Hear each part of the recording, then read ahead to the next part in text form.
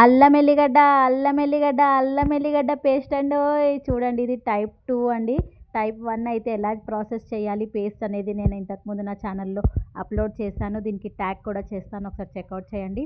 ఇది ఇంకొక రకం టైప్ అండి. ఇట్లా కూడా చేసుకోవచ్చు, చాలా బాగుంటుంది. ఏంటంటే పావు కిలో అల్లము, పావు కిలో ఎల్లిపాయలు తీసుకున్నాను. మీరు క్వాంటిటీ మీకు ఎక్కువ కావాలంటే ఎక్కువ తీసుకోవచ్చు.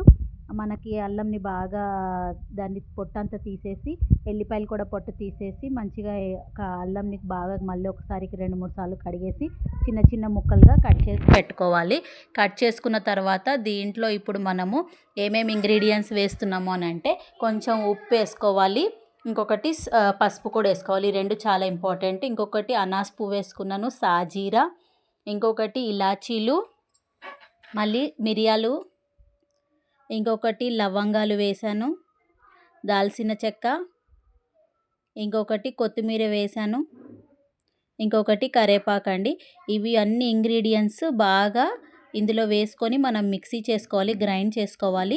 కొంచెం కొద్దిగా వాటర్ కూడా పడుతుంది.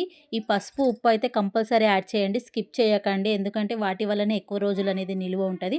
ఇట్లా మిక్సీ చేసుకున్న తర్వాత మనం గ్లాస్ జార్లో ఎట్లాంటివి ఏమన్నా కంటైనర్స్ ఉంటే దాంట్లో పెట్టుకొని ఫ్రిడ్జ్లో పెట్టేసుకుంటే చాలా అంటే చాలా బాగుంటుంది. ప్రతి ఒక్క కూరలో మనము చెక్క లవంగాలు వేసుకోని అవసరం లేదు. నాన్ వెజ్ వాళ్ళకి చాలా బాగుంటుంది. నచ్చింది కదా, లైక్ అండ్ సబ్స్క్రైబ్.